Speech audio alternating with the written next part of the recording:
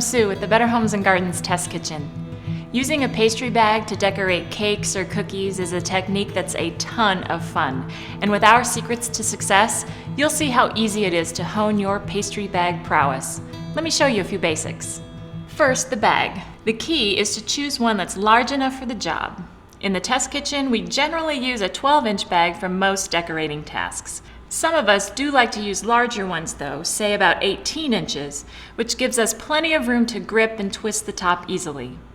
While reusable canvas bags are traditional, we love the disposable plastic ones. They're inexpensive and available at any kitchenware store.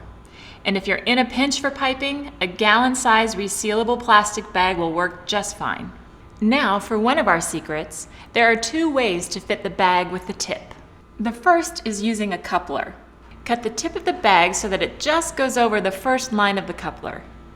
Insert the coupler into the bag, select the tip you want to use, place it on the coupler, and then secure it with the ring. Using a coupler is especially good if you need to change the tip shape several times. If you don't have a coupler, simply cut the end of the pastry bag so the hole is large enough to expose half the tip, yet tight enough to hold it in place. Now you're ready to fill. Turn the top of the bag over to make a large cuff. Form your hand into the letter C and slip the cuff over your hand, kind of like a pastry puppet. There's a good reason for doing this. It not only protects your hands from the sticky frosting, but it also gives you an edge to scrape the frosting off your spatula. Begin filling the bag, but only about halfway. This prevents the frosting from squeezing out the top, and it also gives you much better control when piping. Unfold the cuff and then twist the top to force the frosting down into the tip. Now this is important. Before piping, give the bag a good squeeze over your frosting bowl to remove any air bubbles.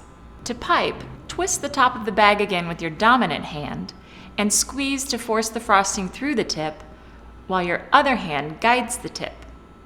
Before tackling the cake, you might want to practice on a piece of wax paper to work on your squeezing technique and to see how different tips work. Round tips are good for lines and writing, while star tips make more of a decorative statement with shapes like shell and simple zigzag borders. Once you have it down, just scrape the frosting back into the bag and use your new skills on a smoothly frosted cake. With a little practice and a few secrets from Better Homes and Gardens, it won't be long before you're piping like a test kitchen pro.